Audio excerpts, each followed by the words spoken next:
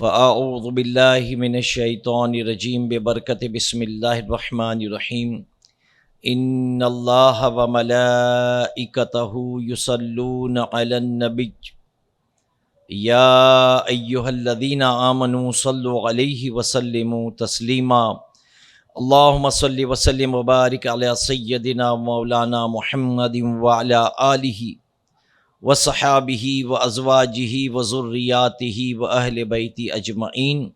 آمنت باللہ صدق اللہ العظیم وصدق رسولہ النبی امین الکریم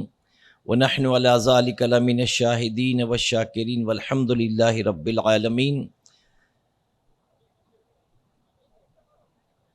ایک فرض عبادت ہی نہیں مرد مجاہد، کسی شاعر نے بڑے اچھے انداز میں ہمارے ذہنوں کو جھنجھوڑتے ہوئے کہا، ایک فرض عبادت ہی نہیں مرد مجاہد، کچھ اور بھی تو شاہ امم چھوڑ گئے ہیں۔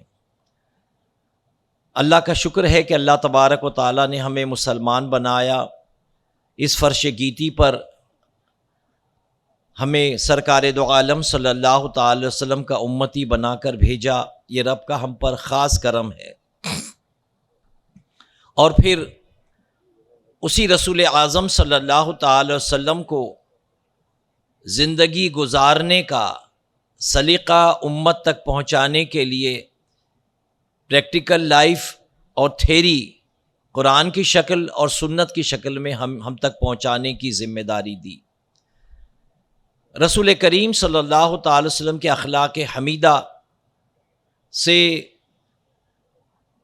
انسان بنتا ہوا نظر آتا ہے۔ قرآن مجید فرقان الحمید اللہ تبارک و تعالیٰ کا کلام ہے، جو دراصل انسان کو زندگی گزارنے کا سلیقہ سکھاتا ہے اور اسے قانون عطا فرماتا ہے کہ زندگی کے شب و روز یا زندگی کے ایام کس طریقے سے گزارا جائیں۔ بحمد تعالیٰ اس میں مردوں کے لیے بھی بہت سے قوانین مرتب کیے گئے ہیں اور عورتوں کے لیے بھی بہت سے قوانین اللہ تبارک و تعالیٰ نے مرتب فرمائے ہیں۔ آج کا اجتماع بالخصوص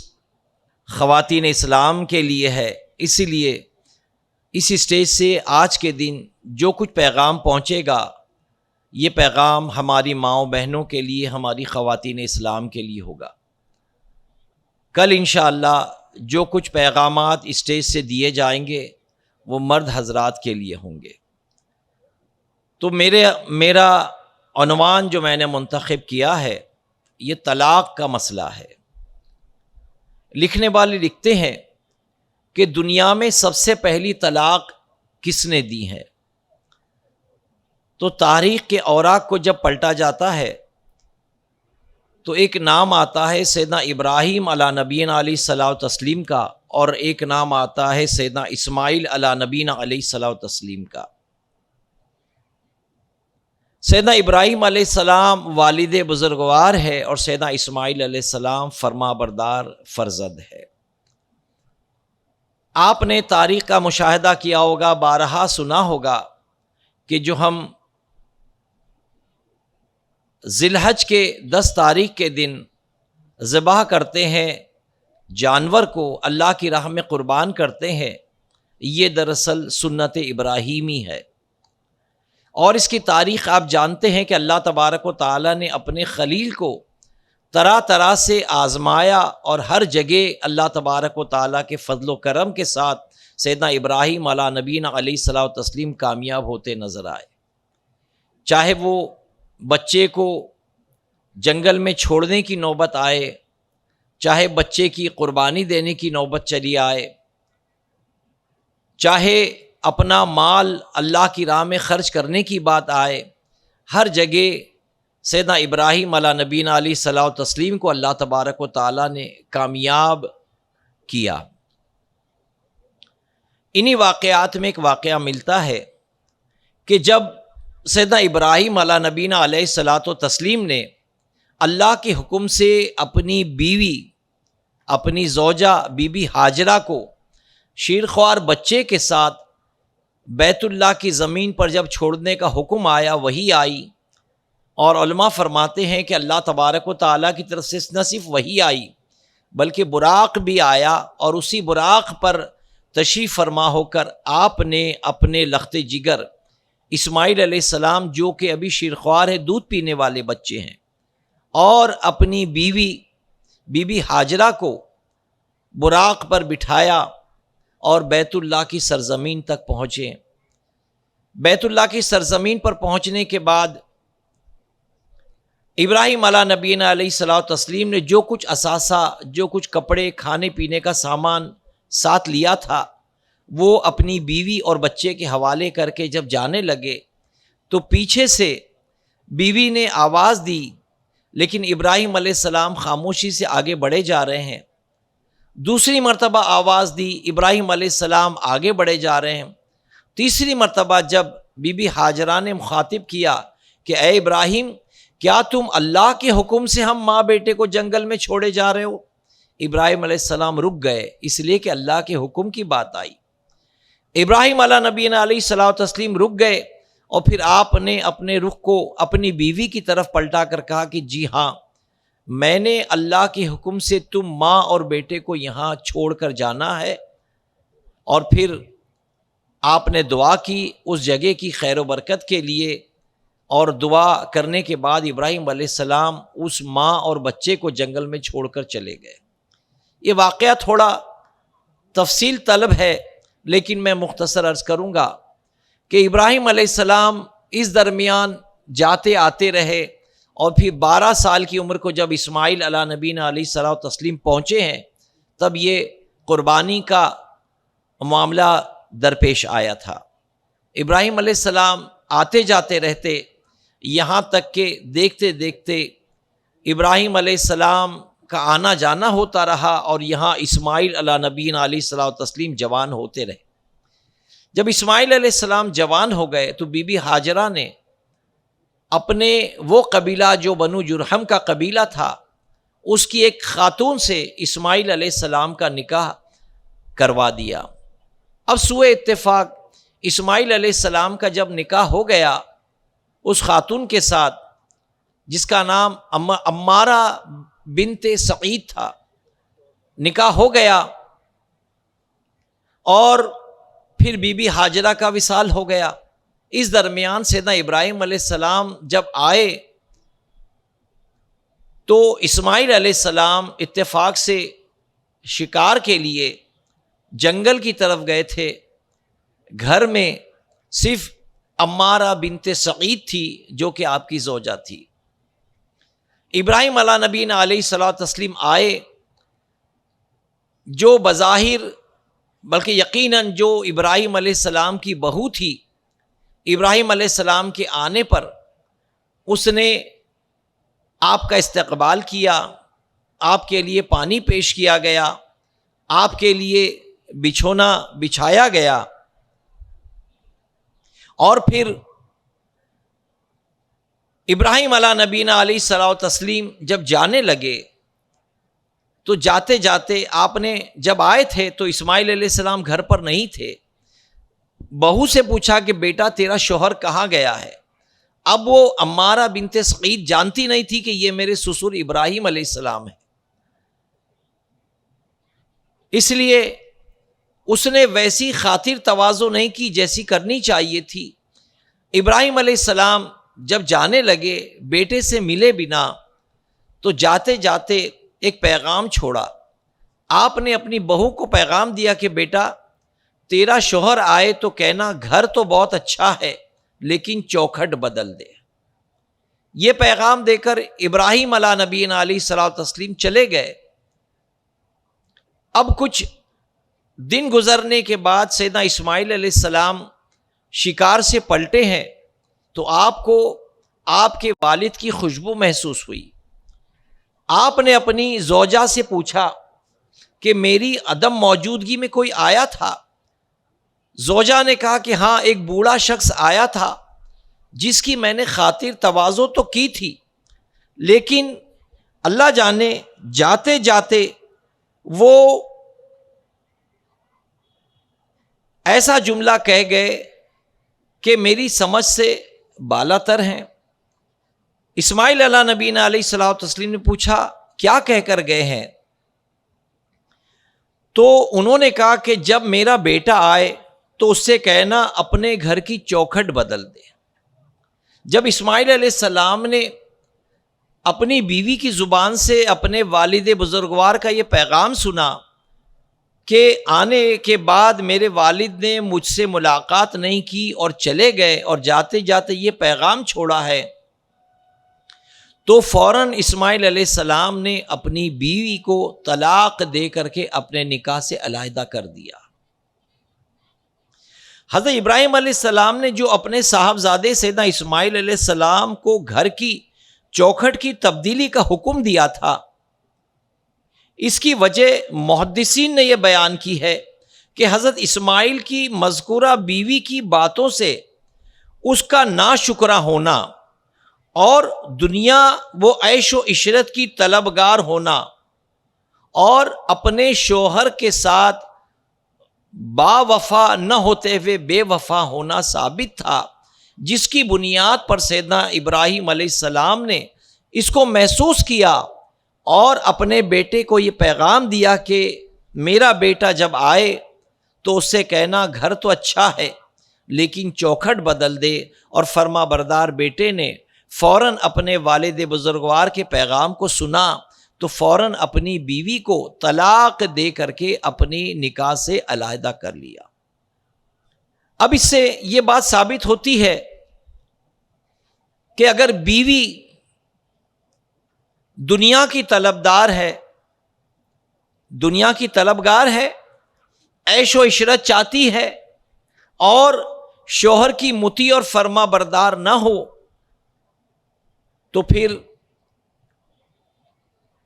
اسے طلاق دے کر کے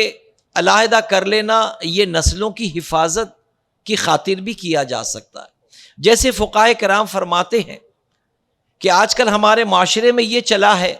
کہ اگر سالن میں نمک زیادہ ہو گیا، روٹی جل گئی ہے، بیوی بغیر بولے میکے چلی گئی ہے، تو ان وجوہات کی بنیاد پر کبھی کبھی مرد اشتعال میں آ جاتا ہے، غصے میں آ جاتا ہے اور اپنی بیوی کو طلاق دے کر کے اپنے نکاح سے جدا کر دیتا ہے۔ طلاق اللہ تبارک و تعالیٰ کے نزدیک ناپسندیدہ جائز عمل ہے، ناپسندیدہ جائز عمل ہے لیکن ناپسندیدہ ہے۔ بعض روایت میں فرمایا گیا کہ جب کوئی بندہ اپنی بیوی کو طلاق دیتا ہے تو اللہ تبارک و تعالیٰ کا عرش ہل جاتا ہے۔ تو طلاق جائز تو ہے لیکن اللہ تبارک و تعالیٰ کے نزدیک ناپسندیدہ ہے۔ تو معاشرے میں یہ دیکھا جاتا ہے کہ بہت سے مرد حضرات اپنی بیوی کو اس لیے طلاق دیتے ہیں کہ یہ کھانے میں کبھی نمک زیادہ ہو گیا، کبھی روٹی جلا دیتی ہے، کبھی میں منع کرتا ہوں اپنے بھائی سے ملنے چلی جاتی ہے، میرے لاکھ منع کرنے کے باوجود اپنے ماں باپ سے ملنے چلی جاتی ہے۔ اس کو بنیاد بنا کر کبھی کبھی شوہر اپنی بیوی کو طلاق دے دیتا ہے۔ لیکن علماء فرماتے ہیں کہ اگر کوئی مرد اپنی بیوی کو نماز کی تاکید کرے، ایک بار، دو بار، 10 بار، چند بار اگر تاکید کرے اور اس کے باوجود وہ نماز نہ پڑھے، تو یہاں فقہاء کرام فرماتے ہیں کہ مرد کا اپنی بیوی کو طلاق دے دینا مستحب عمل ہے، مستحب عمل ہے۔ جب شوہر اپنی بیوی کو نماز کی تاکید کرے اور بیوی نماز نہ پڑھے تو اس حال میں طلاق دے دینا یہ مستحب عمل ہے۔ اب اگر ہم معاشرے پر نگاہ ڈالتے ہیں تو سالن میں نمک زیادہ ہو جانا اور میکے چلے جانا، بھائی سے ملنے چلے جانا، ان واقعات کو بنیاد بنا کر طلاقیں تو بہت ہوتی ہے، لیکن کہیں اس واقعے سے کہیں سند نہیں ملتی کہ کسی مرد نے اپنی بیوی کو اس لیے طلاق دیا کہ لاکھ مرتبہ بیوی کو نماز کی تاکید کی گئی، اس کے باوجود اس نے نماز نہیں پڑھی، اس لیے شوہر نے طلاق دے دی۔ تو طلاق دراصل اللہ تبارک و تعالیٰ کے نزدیک ناپسندیدہ جائز عمل ہے، لیکن اس کی بنیاد کیا بنتی ہے؟ میری قوم کی معزز خواتین، میری بچیوں، اللہ تبارک و تعالیٰ نے آپ کو اس امت میں پیدا کیا جو امت فخر امت کہلاتی ہے، جس امت کو یہ اعزاز حاصل ہے کہ اللہ تبارک و تعالیٰ نے اس امت کو پچھلی تمام امتوں پر فضیلتوں سے نوازا ہے۔ تو ہماری خواتین کو جب اللہ تبارک و تعالیٰ نے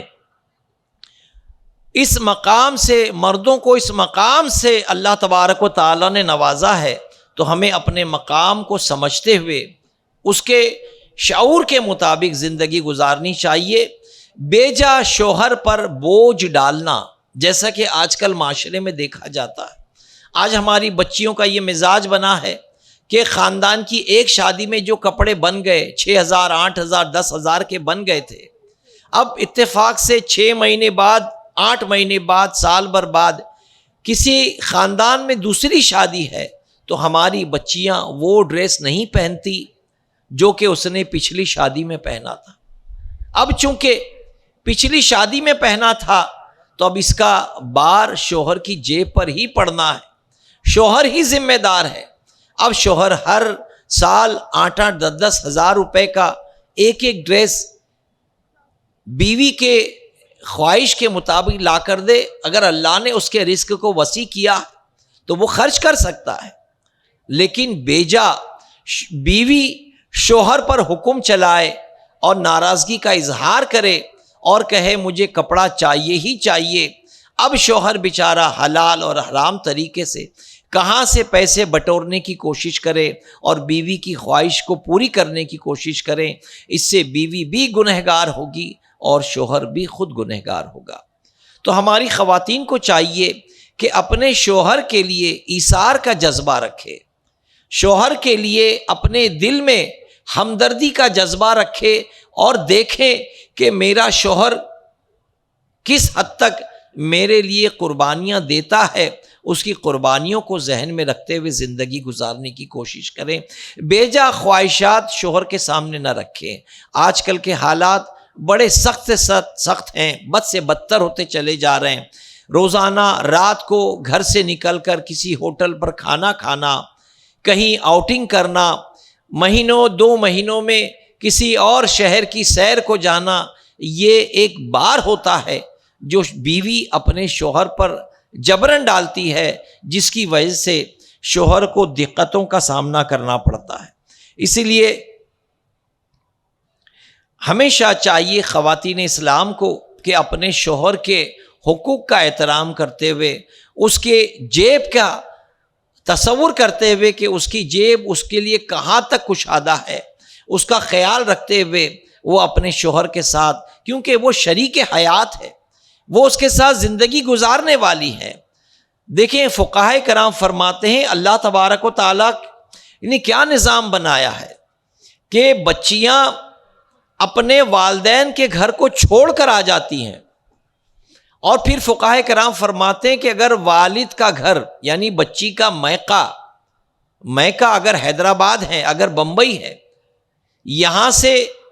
وہاں سے یہاں شادی کر کے آ گئی ہے،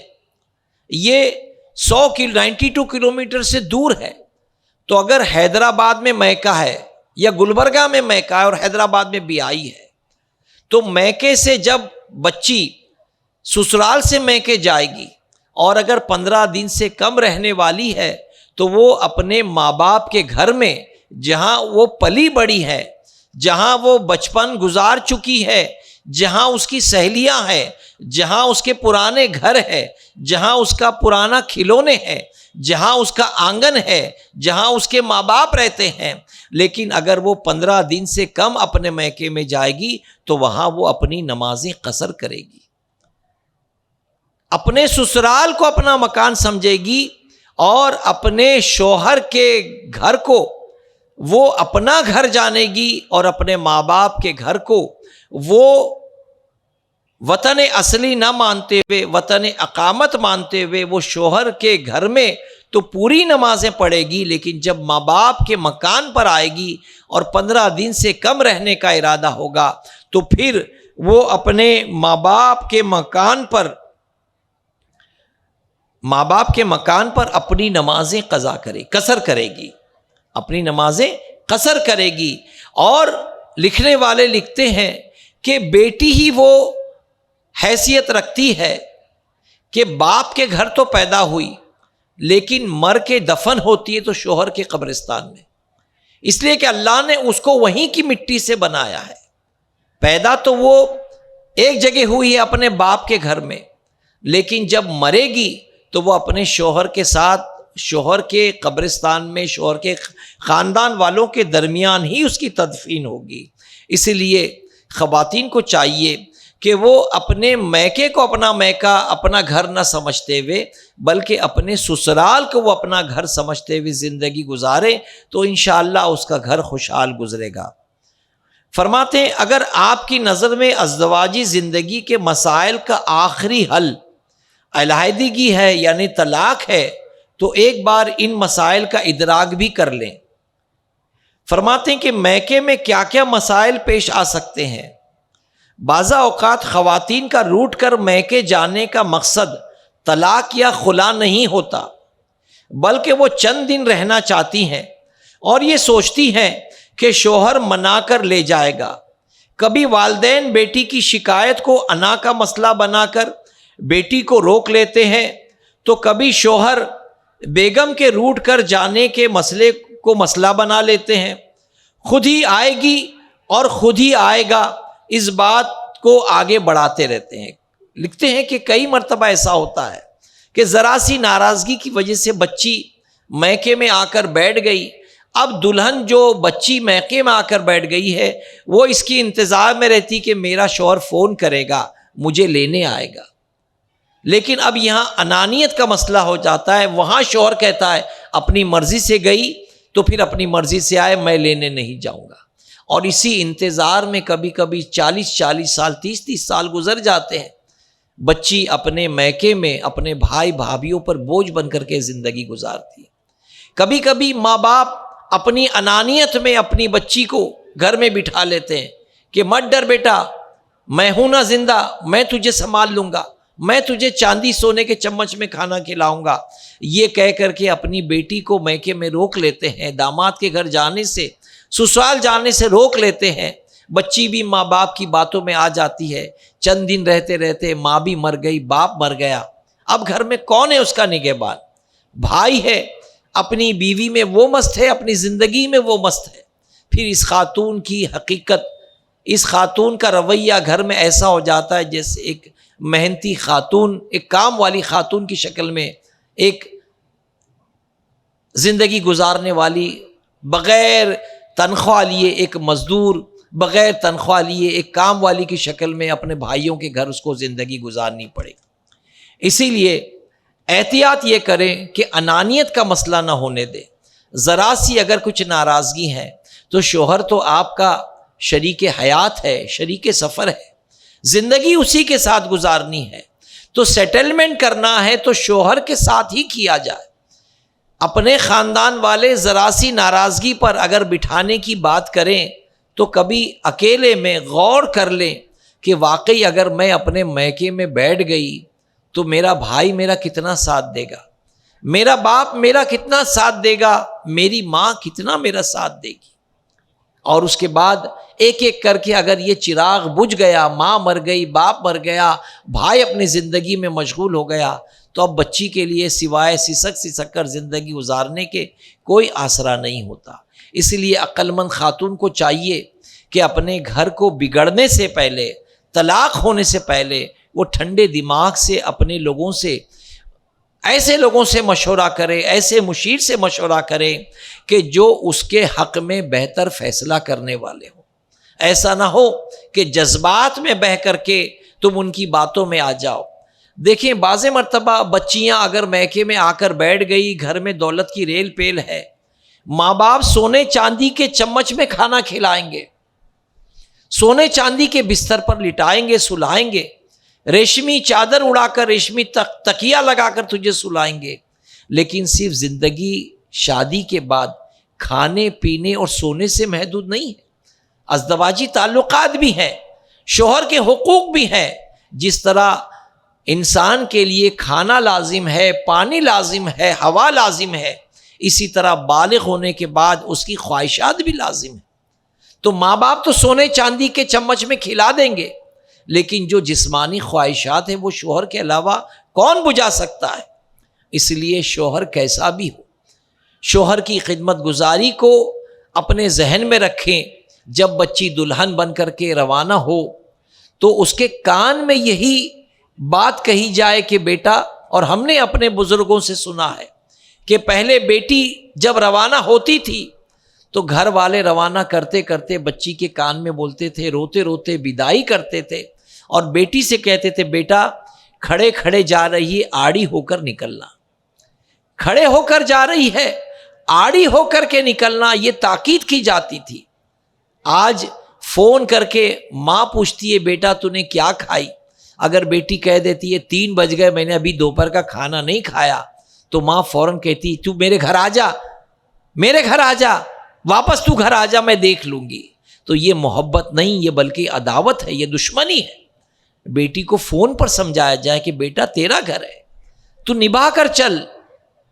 اگر شوہر نے یا شوہر کے گھر والوں نے تجھ سے کوئی ظلم کیا ہے تجھ پر تو کچھ دن سہ لے،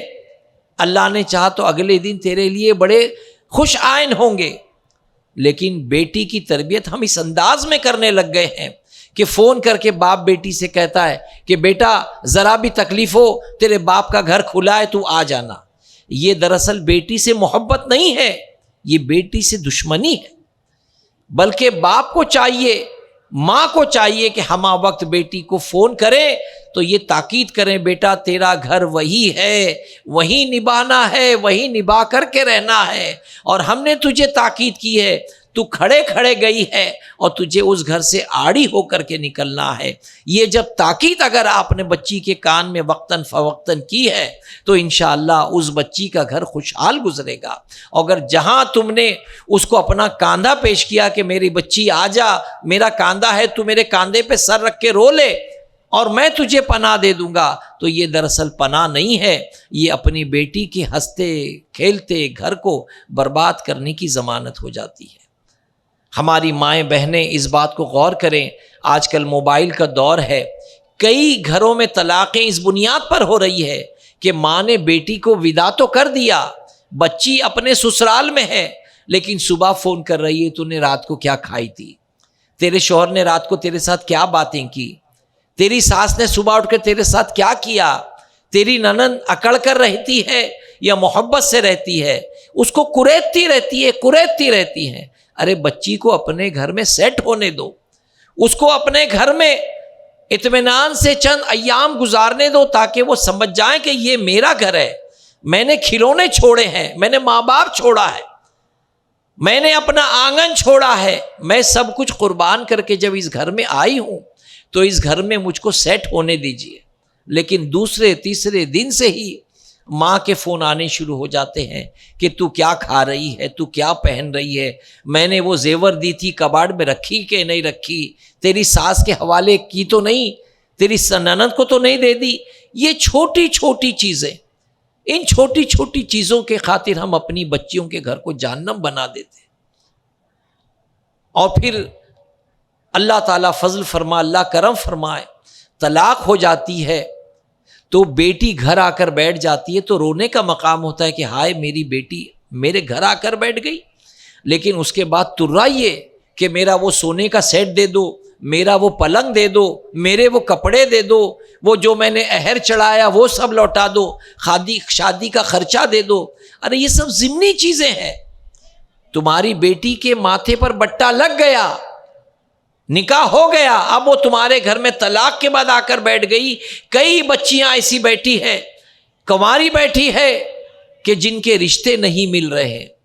جب کنواریوں کو رشتے نہیں مل رہے ہیں تو تمہاری بیٹی کو جب بٹا لگ گیا کہ یا تو ایک بچہ لے کر بیٹھ گئی ہے یا شوہر کے گھر میں 4-6 مہینہ گزار کر آ کر بیٹھ گئی ہے، اب اس کا ہاتھ کون تھامے گا، کون اس سے نکاح کرے گا؟ دیکھتے دیکھتے اس کے بالوں میں چاندی چڑھنے لگتی ہے، بچیاں غم کے مارے نڈھال ہو جاتی ہیں، ابھی اس کے ہنسنے کھیلنے کے دن ہوتے ہیں، لیکن شوہر اور سسرال کا غم لے کر جب وہ میکے میں بیٹھتی ہے تو اپنی عمر سے زیادہ نظر آنے لگ جاتی ہے، اب اس کا ہاتھ کون تھامے گا؟ تو یہ ماں باپ کو چاہیے کہ اپنی بچیوں کو جب ودا کرے، اپنے گھر سے روانہ کرے تو دل پر پتھر رکھیں کہ اللہ نے جو امانت ہمارے پاس دی تھی، ہم نے 18 سال 22 سال 20 سال اس بچی کو امانت سمجھ کر پال لیا ہے، اب جس کی امانت تھی ایک ہال سجا کر شادی خانے میں ہم نے نکاح کی تقریب کے ساتھ جس کی امانت تھی ہماری بچیوں کو ہم نے اس کے حوالے کر دیا، اب بچیوں کا مقدر ہے وہ اپنے مقدر کو خود جگمگا سکتی ہے، بچیاں بھی اپنے مقدر کو خود روشن کر سکتی ہے، اپنے گھر کو خود جنت نشاں بنا سکتی ہے، لیکن اگر میکے سے فون آتا رہے گا تو پھر بچی اپنے گھر کو جنت نہیں بنا سکے گی۔ ایک واقعہ بڑا پیارا ملتا ہے، فرمایا گیا کہ ایک خاتون شوہر سے چپقلش رہتی تھی، انبن رہتی تھی، ایک دن ایک عامل کے پاس پہنچی ہے اور عامل سے کہتی ہے کہ حضور، عامل چونکہ عالم بھی تھے عامل بھی تھے، اس نے ایک اپنا معروضہ پیش کیا کہ میرا شوہر میری بات نہیں سنتا، ہمارے گھروں میں انبن چل رہی ہے۔ عالم تھا، عالم نے بھانپ لیا کہ بچی کم عقل ہے تو اس کے لیے ویسی ہی دوا تجویز کی جائے۔ بالآخر عامل نے کہا کہ بیٹا، میں تیرے اور شوہر کے درمیان محبت کے لیے ایک تعویذ بنا سکتا ہوں، لیکن مجھے شیر کی گردن کا بال چاہیے، اور وہ بال بھی کسی اور کا توڑا ہوا نہ ہوگا بلکہ تجھ سے توڑا ہوا ہوگا، اسی بال سے میں تعویذ بنا سکتا ہوں۔ وہ بچی نے کہا کہ یہ تو ناممکن ہے کہ شیر جیسا آدم خور، شیر جیسا خونخوار جانور سے اس کی گردن سے میں کیسے بال لا سکتی ہوں؟ عامل نے کہا کہ اب اگر تو بال کا انتظام کرے تو میں تعویذ کا انتظام کر سکتا ہوں۔ وہ خاتون پلٹ آئی اور اپنے مشورہ کرنے والی سہیلیوں سے مشورہ کیا تو کسی عقل مند سہیلی نے مشورہ دیا کہ سن، شیر جب تک بھوکا رہتا ہے تب تک وہ حملہ نہیں کرتا، تو ایسا کر، روزانہ 10-5 کلو گوشت لے کر جنگل میں جایا کر اور ایک شیر کے سامنے وہ گوشت رکھ کر کے ہٹ جا۔ اس کو ایک طریقہ بتا دیا، سجھاؤ بتا دیا۔ اب یہ خاتون نے 5-10 کلو گوشت خریدا، جنگل میں پہنچی اور کسی درخت کی آڑ میں چھپ کر کے ایک کونے میں جہاں شیر کا آنا جانا تھا وہاں گوشت رکھ دیا۔ شیر آیا، گوشت کھا کر مست ہو گیا، جا کر سو گیا۔ اب یہ روز کا معمول ہو گیا کہ یہ روزانہ گوشت خریدتی اور شیر کے آگے رکھتی، شیر گوشت کھا لیتا۔ شیر تو جانور ہے، اللہ نے جانور کو بھی کبھی کبھی عقل دی ہے۔ اب جانور شیر نے ایک دن سوچا کہ یہ کون ہے میرے لیے مشفق کہ میرے لیے بغیر شکار کے کھانے کا انتظام کر دیتا ہے۔ آہستہ آہستہ شیر نے دیکھا کہ خاتون دور کھڑی رہتی ہے اور اس کے لیے کھانے کا بندوبست کرتی ہے۔ اب شیر آہستہ آہستہ اس خاتون سے مانوس ہونے لگا۔ اب یہاں معاملہ یہ کہ اب وہ گوشت کے ساتھ قریب کھڑی رہتی، شیر آتا اور اسی کے سامنے گوشت کھا کر چلا جاتا۔ اس خاتون نے ایک دن جسارت کی، ہمت کی، گوشت کا لوتھڑا سامنے رکھنے کے بعد شیر کے سر پر محبت سے، شفقت سے ہاتھ پھیرا، اور ہاتھ پھیرتے پھیرتے اچانک ایک ہاتھ سے شیر کی گردن کا بال توڑ لیا۔ اب بال توڑ کر کے بڑی خوشی کے ساتھ وہ عامل کے پاس پہنچی اور عامل کے پاس وہ شیر کی گردن کا بال پیش کر کے عرض کرتی ہیں کہ حضور، میں نے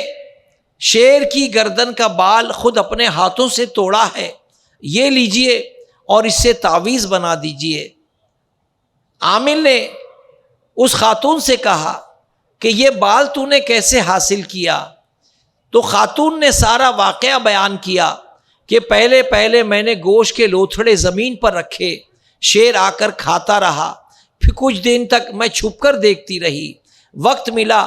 موقع کی نزاکت دیکھتے ہوئے میں نے اپنے آپ کو ظاہر کیا، شیر نے مجھ پر حملہ نہیں کیا، وہ سمجھ گیا کہ یہی میرا مہربان ہے، پھر میں تھوڑا تھوڑا آگے بڑھنے لگی اور پھر اپنے ہاتھوں سے گوشت اس کے آگے ڈالنے لگی۔ شیر مجھ سے مانوس ہو گیا، اور جب شیر مانوس ہو گیا تو پھر میں نے ایک مرتبہ موقع دیکھتے ہی اس کے ہاتھ، اس کے سر پر شفقت سے ہار پھیرا اور اس کی گردن سے بال توڑ لیا۔ اب میں آپ کے پاس آئی ہوں، لیجئے اس بال سے ایسا تعویذ بنائیے کہ جس سے میرا شوہر میرا مطیع اور فرما بردار ہو جائے۔ اب دیکھیں،